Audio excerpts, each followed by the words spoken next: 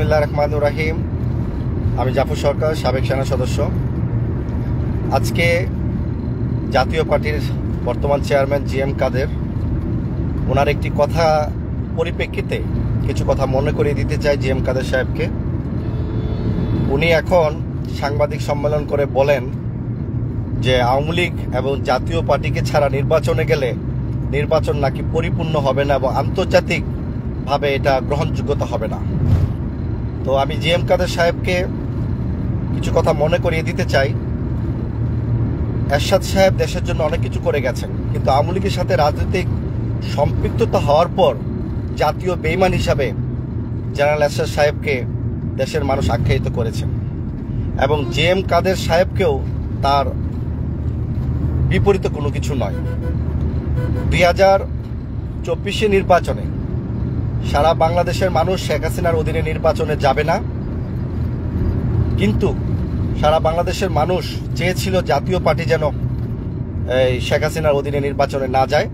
এটা সকল মানুষের পক্ষ থেকে এই প্রতিবাদটা এবং এই কথাগুলো উঠেছিল, কিন্তু জাতীয় পার্টির চেয়ারম্যান জিএম কাদের তার নেতৃবৃন্দকে নিয়ে সে শেখ হাসিনার সাথে ঐক্যবদ্ধ হয়ে নির্বাচনে অংশগ্রহণ করেছে। বিতর্কিত নির্বাচন আপনারা দেখেছেন। 2024 সালের নির্বাচনটা ছোট ছোট শিশু বাচ্চাদেরকে ভোট দিয়ে দেওয়া হয়েছে, মাত্র 2 থেকে 2.5% ভোট কাস্ট হয়েছে। এবং বাংলাদেশে অনেকগুলো আসনে আওয়ামী লীগের একটি ভোটও আপনার একদম কেন্দ্র খালি ছিল, কোনো ভোট পড়ে নাই। তাহলে কি পরিমাণ মানুষ এই আওয়ামী লীগের 2024 সালের নির্বাচনকে বয়কট করেছিল। এখন জিএম কাদের সাহেব উনিও জাতীয় বেঈমান হিসাবে স্বীকৃতি পাচ্ছে জনগণের কাছে, কারণ আমরা একটা সুযোগ দিয়েছিলাম 2024 সালে যেন উনি সে জাতীয় বেঈমান হিসাবে যেন এই আখ্যায়িতটা উনি না নেন, যেন শেখ হাসিনার অধীনে নির্বাচন না করেন। কিন্তু ওনার স্বার্থের জন্য লোভে পড়ে শেখ হাসিনার অধীনে নির্বাচন গিয়েছেন। এরশাদ সাহেব উনি নির্বাচন গিয়েছেন শেখ হাসিনার অধীনে, কারণ ওনার উপরে মেজর জেনারেল মঞ্জু হত্যার দায়ভার ছিল জেনারেল এরশাদ সাহেব, সাবেক রাষ্ট্রপতি এরশাদ সাহেবের উপর। যদি শেখ হাসিনার কথা না শুনতেন তাহলে হয়তো ওনাকে ফাঁসিতে ঝোলানো হইতো। সেই বয়ে হয়তো শেখ হাসিনার অধীনে উনি নির্বাচনে যাইতেন, উনি অনিচ্ছাকৃতভাবে। কিন্তু জিএম কাদের তো কোনো দায়বদ্ধতা ছিল না, তাহলে বারবার কেন শেখ হাসিনার অধীনে ওনার নির্বাচন করতে হবে? আর এখন তো উনি সোশ্যাল মিডিয়াতে বলেন আওয়ামী লীগ এবং জাতীয় পার্টি ছাড়া নির্বাচন হবে না। আওয়ামী লীগের যে দুঃশাসনগুলো উনি দেখেছেন, এমন কোনো বাংলার মানুষ নাই যে আওয়ামী লীগের দুঃশাসনে মানুষ চোখের ফানি পালায় নাই, ভয়ে আতঙ্ক থাকে নাই, এমনও কোনো দিন নাই। দিনে রাতে 24 ঘন্টা সাধারণ বিএনপির জামাত তো আছে, শিবির জামাত তো আছে, তারা বাড়িতে থাকতে পারে নাই, তারা বাড়িতে ঘুমাতে পারে নাই, ধান খেতে ঘুমিয়েছে। এটা কোনো দেশের রাজনীতি হতে পারে না। আওয়ামী লীগ যেভাবে মানুষকে ব্যবহার করেছে খারাপভাবে, এটা আসলে চিন্তা করলেও গায়ের রোম দাঁড়িয়ে যায়। তো আওয়ামী লীগের যে হত্যাকাণ্ড দেশে ঘটিয়েছে এবং শেখ হাসিনা প্রতিটা হত্যাকাণ্ডের সাথে সে জড়িত। আপনারা নিজে দেখেছেন, সে যখন কথা বলতেন 10টা হুন্ডা 20টা গুন্ডা, নির্বাচন ঠান্ডা, যারা অকারজ করবে তাদের হাত পুড়িয়ে ফেলো, হাত ভেঙে ফেলো, জ্বালাও পুরাও, সব ধরনের কথাবার্তায় তারা একটা সন্ত্রাসী, উচ্ছৃঙ্খল এবং খুনি টাইপ কথাবার্তা শেখ হাসিনার মুখ দিয়ে চালাতো। শেখ হাসিনা একদিকে কথা বলতো, আরেকদিকে তার নেতাকর্মীরা, দলীয় লোকেরা সন্ত্রাসী কর্মকাণ্ড করে মানুষকে হত্যা করত। এই পর্যন্ত কত হাজার হাজার মানুষকে, নিরীহ মানুষকে গুলি করে হত্যা করেছে প্রশাসন দিয়ে। তখন প্রশাসনও কাজ করতে বাধ্য হতো, শেখ হাসিনার কথা শুনতে বাধ্য হতো। খুন করেছে, গুম করেছে, নিরীহ ব্যক্তিদেরকে মামলা দিয়ে ফাঁসিয়েছে, ইয়াবাহা দিয়ে ছাত্রছাত্রীদেরকে ফাঁসিয়েছে, মোটা অঙ্কের টাকা কামিয়েছে। আমাদের 5ই আগস্টের কত হাজার হাজার ছাত্রদেরকে গুলি করে নির্বিচারে হত্যা করেছে। এমন কোনো মানুষ আছে যে কাঁদে নাই? বিডিআর হত্যা মামলা কতগুলো মানুষকে তারা হত্যা করেছে। হেফাজতের মানুষকে কিভাবে বুট দিয়ে পারিয়ে আমাদের আলেম ওলামা কেরামদেরকে হত্যা করেছে, প্রকাশ্যে হত্যা করেছে। সেই একটা দলের জন্য মায়া কান্না করে আবার জাতীয় পার্টির চেয়ারম্যান আওয়ামী লীগ ছাড়া নির্বাচন পরিপূর্ণ হবে না। এই আওয়ামী লীগ যদি নির্বাচন, এখন আওয়ামী লীগ কান্নাকাটি করে যে আওয়ামী লীগ একটা বড় দল, আওয়ামী লীগের ছাড়া নির্বাচন যাওয়া সম্ভব না, আওয়ামী লীগের নিবন্ধন বাতিল করা সম্ভব না, তাহলে জাতীয় পার্টির কাছে আমি প্রশ্নটা রাখলাম, জামাতে ইসলামও বাংলাদেশ একটা জনপ্রিয় দল, বাংলাদেশের একটা ইসলামিক দল, সেই ইসলামিক দলটাকে নিবন্ধন বাতিল করে এবং তার যাতে সে রাজনীতি না করতে পারে সবকিছু তাদেরকে অবঞ্চিত করা হয়েছে। কিন্তু আল্লাহর কি কুদরত, আল্লাহর কি রহমত, তাদের আলেমদের প্রত্যেকটা দোয়া, আল্লাহ তাদের চোখের পানি আল্লাহ কিন্তু কবুল করেছেন। এখন কিন্তু জামাতে ইসলাম দেশে আছে, রাজনীতি করছে, মানুষের ভালোবাসা নিচ্ছে, কিন্তু আজকে আওয়ামী লীগ কিন্তু দেশে নাই। কারণ পাপের প্রায়শ্চিত্ত বলতে একটা কথা আছে, আল্লাহ কিন্তু ছাড় দেন কিন্তু ছেড়ে দেন না। এরপরও যদি জনগণ যদি আওয়ামী লীগকে চায়, তাহলে আমি মনে করব জনগণ সঠিক না। আবার অনেকে বলে যে 45% আওয়ামী লীগের নেতাকর্মী তারা কোথায় যাবে। এই কথাটা ভাবেন নাই যে জামাতে ইসলামের তাদের সমর্থনটা কোথায় যাবে, তাদের রাজনৈতিক যদি বন্ধ করে দেওয়া হয়। বাংলাদেশের সবচেয়ে বড় দল আওয়ামী লীগ না, বাংলাদেশের সবচেয়ে বড় দল হচ্ছে বিএনপি। বিএনপির এতগুলো নেতাকর্মীদেরকে হয়রানি করা হয়েছে, কোনো একটা নেতাকর্মী বাড়িতে থাকতে পারে নাই। এক জেলার মানুষ যে আরেক জেলাতে ঘুমিয়েছে, এক গ্রামের মানুষ যে অন্য ইউনিয়নে ঘুমিয়েছে, এটা কি দেশের মানুষ দেখেন নাই? কত অত্যাচার নিপীড়ন করেছে। এই যে আপনার 24শে অক্টোবর 2023-এর যে ঘটনা, 23-এর যে ঘটনাগুলো হয়েছিল বাংলাদেশের ঢাকাতে, বড় বড় বিল্ডিং এর উপর থেকে পুলিশ এবং পাবলিক আওয়ামী লীগের লোকেরা সহযোগিতা করে বিএনপি নেতাকর্মীদের গুলি করেছে। কত লোককে তারা হত্যা করেছে, টিয়ার গ্যাস মেরে মানুষকে মেরেছে, এবং কত লোক প্রকাশ্যে তাদের গুলি করেছে। মানে তারা একটা সমাবেশ করতে গেলেই একটা উস্কানিমূলক কাজ করেই ওইটার উপরে ফায়ারিং করতো, গুলি করতো, নির্বিচারে গণভাবে তাদেরকে গ্রেফতার করা হতো। এই যে অন্যায় অবিচারগুলো শেখ হাসিনা করেছে, এর বিচার কি হওয়া উচিত না? হাজার হাজার শহীদের রক্তের দাগ এখনো ঢাকা শহরে বিভিন্ন রাস্তাঘাটে পিলারে এখনো খুঁজলে পাওয়া যাবে। যদি ডিএনএস করা হলে এখনো রক্ত পাওয়া যাবে।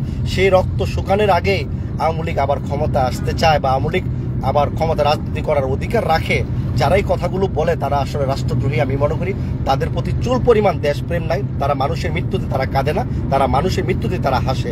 যারা এই ধরনের কাজ করে তারাই হয়তো আওয়ামী লীগ করে। আওয়ামী লীগ যারা করে, আমি সবাইকে খারাপ বলি না, যারা এই পর্যন্ত অপরাধ করেছে তাদের প্রত্যেককে আইনের আওতায় আনা উচিত, তাদেরকে বিচার করা উচিত। তারা কি পরিমাণ মানুষকে হত্যা করেছে, কি পরিমাণ মানুষকে হাত কেটেছে, চোখ তুলে ফেলেছে, বাবাকে না পেয়ে সন্তানকে হত্যা করেছে, সন্তানকে না পেয়ে বাবাকে হত্যা করেছে, এবং স্বামীর সামনে স্ত্রীকে দর্শন করেছে, মায়ের সামনে নিজের মেয়েকে দর্শন করেছে, স্ত্রীকে তার স্বামীর সামনে স্ত্রীকে দর্শন করেছে, গণহারে সন্তানের সামনে মাকে দর্শন করেছে। আপনারা দেখেছেন 2018 সালের নির্বাচনে আপনার যে নোয়াখালী সুবর্ণচরে তারা আওয়ামী লীগের ভোট না দেওয়ার কারণে তার ওই মহিলাকে, 4 সন্তানের মাকে গণহারে গণদর্শন করেছে ওই মহিলাকে। সুবর্ণচর আপনার ঘটনা সবই জানেন, সেগুলো আওয়ামী লীগের সম্ভব। এই আওয়ামী লীগ, এই ছাত্রলীগ আপনার জাহাঙ্গীরনগর বিশ্ববিদ্যালয়ে প্রতিদিন একটা করে মেয়েকে বাসরঘর সাজিয়ে মেয়েকে দর্শন করতো। 100 দর্শন করার পর তারা মিষ্টি পাঠিয়ে দিয়েছে, কিন্তু তারও কিন্তু বাংলাদেশে ফাঁসি হয় নাই। আওয়ামী লীগ করলে যে কোনো অপরাধ তারা অ্যাকসেপ্ট করে নেয়, খুন খারাপি, দর্শন, দুর্নীতি, যা আছে সব করতে পারে। আমরা কি এই দেশের জন্য 1971 সালে 30 লক্ষ মানুষ শহীদ হয়েছিল, 2 লক্ষ মা বোনের সংগ্রাম হারিয়েছিল এইসব আওয়ামী লীগের রাজনীতি দেখার জন্য? এখন আপনারা বলেন যে আওয়ামী লীগ সত্যিকার অর্থে রাজনীতি করার সুযোগ তাদের দেওয়া উচিত কিনা? তাদের দল তো নিবন্ধন বাতিল করা হোক, এবং যারা অপরাধ করেছে তাদের আইনের আওতায় আনে সর্বোচ্চ সাজা দাবি করছি। যারা দর্শন করেছে, খুন করেছে, তারা যেন কেউ মাপ না পায়। আমার পরিবারে একজন লোককে হত্যা করেছে, কথার কথা একটা লোককে হত্যা করেছে। আমি কি চাইবো না তার বিচার চাইতে? কিন্তু আওয়ামী লীগের বালায় কেউ বিচারও চাইতে পারতো না। কেউ মামলা করলেও তাকে হয়রানি করা হতো, এর পরিবর্তে আরো 2 জনকে তারা হত্যা করতো, মেরে ফেলবে। কত ভয়ভীতি দেখানো হতো। আওয়ামী লীগ যারা করে তাদের বিচার করার ক্ষমতা কারো ছিল না, এবং তারা গ্রাম থেকে শুরু করে থানা, জেলা, সব জায়গায় তারা ক্ষমতা অপব্যবহার করতো। পুলিশকে বলে দিত এটা করো, জজকে বলে দিত এটা করেন, সেটা করেন। তারা সব ধরনের আইনের সহায়তা তারা নিয়েছে, এবং আইনের অপব্যবহার তারা করেছে। যারা গরিব দুঃখী, অসহায়, অর্থহীন, তাদের বিরুদ্ধে আইন প্রয়োগ করা হয়েছে, তাদের কাছে টাকা পয়সা খেয়েছে। বিভিন্ন প্রবাসীরা বাংলাদেশে আসলে তাদেরকে হয়রানি করা হয়েছে, এবং কেউ যদি রাজনীতি একটা পোস্ট করতো ফেসবুকে, তাদের বাড়িতে বাড়িতে পুলিশে হানা দেওয়া হতো। সেই আওয়ামী লীগ আবার রাজনীতি করতে পারবে? জিএম কাদের সাহেবকে বলবো, আপনার যদি লজ্জা থাকা উচিত, আপনি একজন দেশদ্রোহী। আপনার জাতীয় পার্টিকে নিবন্ধন বাতিল করা উচিত, আপনার নেতৃত্ব আসা উচিত না। আপনাকে ক্ষমা করে দেওয়া হয়তো যদি আপনি 2024 সালে আওয়ামী লীগের অধীনে আপনি নির্বাচন না যেতেন। সারা দেশের মানুষ আপনাকে সেই সুযোগটা দিয়েছিল। আর এখন আপনি বলেন আওয়ামী লীগ ছাড়া, জাতীয় পার্টি ছাড়া নির্বাচন গ্রহণযোগ্যতা হবে না, আন্তর্জাতিক গ্রহণযোগ্যতা দিবে না। আপনারা কি এমন দল হয়ে গেছেন? কারণ আপনারা তো দেশের ক্ষতি করেছেন। আবার কোন স্বার্থ নিয়ে আবার আওয়ামী লীগের প্রশংসা করেন? এই যে শহীদদের রক্ত এখনো শুকায় নাই, সেই শহীদের রক্তের কথা একবার আপনারা চিন্তা করলেন না? কত বড় মুনাফেক আপনারা! আপনি একটা স্বার্থলোভী মুনাফেক, এবং একটা স্বৈরাচার সরকারের চাইতেও আপনার জঘন্যতম একজন নেতা হিসেবে আপনি আছেন। যদিও আপনি যে রাজনীতিতে আসার আগে একজন বড় কর্মকর্তা ছিলেন, গণ্যমান্য ব্যক্তি ছিলেন, সাবেক মন্ত্রী ছিলেন, কিন্তু আপনার ভাষা, আপনার যে দেশের প্রতি মানুষের টান বা ভালোবাসা বা দেশপ্রেম, এগুলো আপনার কোনো কিছু নাই। আপনার শুধু আছে স্বার্থলোভী এবং আপনার ক্ষমতা থাকা। তাই আপনার কারণ আপনি এখন রাজনীতি করতে গেলে জাতীয় পার্টি রাজনীতি করতে গেলে আপনার কোনো ভ্যালু থাকবে না, একটা সিটও আপনি পাবেন না। না আপনাকে জাতীয় পার্টি, না জামাত ইসলাম আপনাদেরকে নেবে, না নতুন দল নেবে, না গণ অধিকার পরিষদ নেবে, না বিএনপি নেবে, কেউ আপনাকে নেবে না। তাই একটা আসন আপনি পাবেন না। এজন্য চাচ্ছেন আবার আওয়ামী লীগকে যদি পুনর্বাসন করতে পারি তাহলে হয়তো আমরা কয়েকটা সিট পাইতে পারি। তাহলে এখন বুঝে যান আপনি কত বড় দুর্নীতিবাজ, কত বড় স্বার্থলোভী একজন নেতা আপনি। তো আওয়ামী লীগকে সারা বাংলাদেশের মানুষ বয়কট করেছে। আমি আবারও বলছি, যারা আওয়ামী লীগের মধ্যে ভালো লোক ছিল তাদের যেন কোনো ক্ষতি না করা হয়। গণতন্ত্র অনুযায়ী প্রত্যেকটা নাগরিকের রাজনীতি করার অধিকার আছে, তাদের জন্য কোনো ক্ষতি করা না। আর যারা অপরাধ করেছে, খুন কারাপি ইয়াবা ব্যবসা করেছে, মানুষের সমাজ ধ্বংস করেছে, যুব সমাজ নষ্ট করেছে, খুন দর্শন করেছে, দেশের অর্থনীতি ধ্বংস করেছে, দুর্নীতি করেছে, বিভিন্ন সিন্ডিকেট করেছে, এমন কোনো দপ্তর সেক্টর নাই আওয়ামী লীগের দুঃশাসন করে নেই। তাদেরকে বেছে বেছে, তাদেরকে খুঁজে বের করে তাদেরকে আইনের আওতায় আনতে হবে। আমি বলি খারাপ ব্যক্তিদের সাজা পাওয়ার দরকার আছে এবং ভালো ব্যক্তি তারা যেন নিরাপদ থাকে। ধন্যবাদ সবাইকে।